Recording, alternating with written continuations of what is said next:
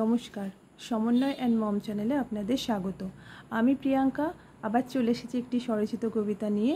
আজকের কবিতাটির নাম পাপ। একটা নিস্তব্ধ রাত, গা ছমছম করা অনুভূতি।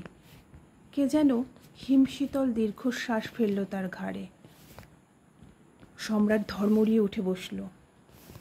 ঠিক একই ঘটনার পুনরাবৃত্তি, সেই অদ্ভুত স্বপ্নটা বারবার তাকে তাড়া করে বেড়ায়। একটা ছোট্ট বিকৃত মুখ, হাতে বারবি ডল আর চকলেট।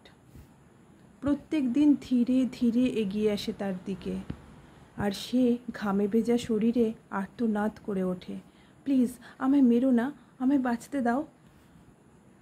আবার চোখ খুলে যায়, দেখে এটা একটা দুঃস্বপ্ন।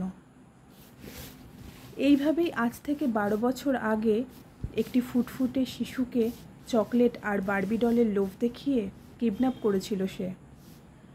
শিশুটির বাবা মা জমি বন্ধক দিয়ে মুক্তিপণ দিলেও সে জীবিত ছাড়েনি তাকে।